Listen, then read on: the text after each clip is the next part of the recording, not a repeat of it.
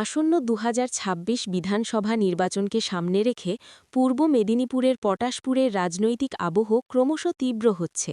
এই প্রেক্ষাপটে প্রতাপদিঘিতে তৃণমূল কংগ্রেসের কর্মী সভা ঘিরে দেখা গেল নজিরবিহীন জনসমাগম।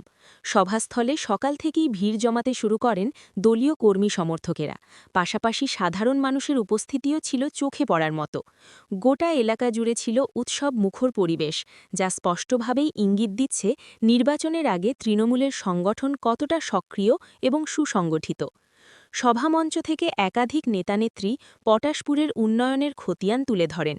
গ্রামীণ সড়ক নির্মাণ, সামাজিক প্রকল্পের সুবিধা সাধারণ মানুষের কাছে পৌঁছে দেওয়া, কৃষক ও শ্রমজীবী মানুষের জন্য বিভিন্ন উদ্যোগ, এসব বিষয় তুলে ধরে তৃণমূল নেতৃত্ব দাবি করে রাজ্য সরকারের উন্নয়নের ধারাই মানুষের আস্থা অর্জন করেছে। বক্তাদের কথায় এই উন্নয়নই আগামী নির্বাচনে দলের মূল শক্তি হয়ে উঠবে। একই সঙ্গে সভা থেকে উঠে আসে একটি স্পষ্ট রাজনৈতিক বার্তা। বহিরাগত নয়, এই মাটির মানুষকেই নেতৃত্বে দেখতে চান পটাশপুরের ভোটাররা। ভূমিপুত্রের পক্ষে এই সুর সভায় উপস্থিত জনতার মধ্যে বারবার প্রতিধ্বনিত হয়। স্থানীয় ইস্যু, মানুষের সঙ্গে সরাসরি সংযোগ এবং এলাকার সমস্যা সম্পর্কে প্রত্যক্ষ অভিজ্ঞতা, এই বিষয়গুলিকেই গুরুত্ব দিয়ে তৃণমূল নেতৃত্ব নিজেদের অবস্থান আরও মজবুত করতে চাইছে। তৃণমূল কংগ্রেসের নেতারা তাদের বক্তব্যে জানান, রাজ্যের সামগ্রিক উন্নয়ন এবং সামাজিক সুরক্ষা প্রকল্পগুলির সফল বাস্তবায়নই আজ বাংলাকে এক নতুন উচ্চতায় নিয়ে গিয়েছে।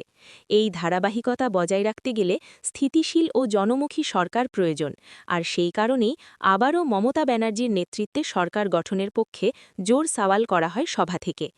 কর্মী সভায় দলীয় কর্মী সমর্থকদের উদ্দেশ্যে স্পষ্ট বার্তা দেওয়া হয়, ভোটের আগে ঘরে ঘরে পৌঁছে যেতে হবে, মানুষের সঙ্গে যোগাযোগ বাড়াতে হবে এবং রাজ্যের উন্নয়নের বার্তা তুলে ধরতে হবে।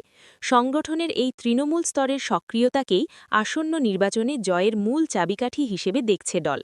সব মিলিয়ে প্রতাপদিঘির এই কর্মী সভা শুধু একটি রাজনৈতিক কর্মসূচি নয়, বরং পটাশপুরে তৃণমূল কংগ্রেসের শক্তি, সংগঠন এবং জনসমর্থনের একটি বড় প্রদর্শন হিসেবে উঠে এলো।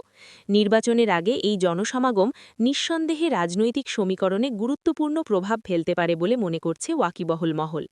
পূর্ব মেদিনীপুর থেকে অংশুমান পণ্ডার প্রতিবেদন।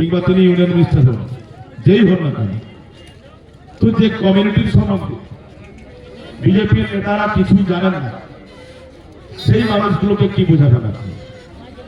দল আমাকে প্রার্থী করেছেন, এর আগে 2001 সালে মিনারদাকে প্রার্থী করেছিলেন, তারপরে তপনদাকে প্রার্থী করেছিলেন, তারপরে আমাদের সকলের স্যার অধ্যাপক জ্যোতির্ময় করকে পরপর দুবার প্রার্থী করেছিলেন, তারপর আমার প্রিয় বন্ধু উত্তম বারিক মহোদয়কে প্রার্থী করেছিলেন। আপনারা পরপর এই বিধানসভা থেকে মমতা বন্দ্যোপাধ্যায় হাতকে শক্তিশালী করেছেন।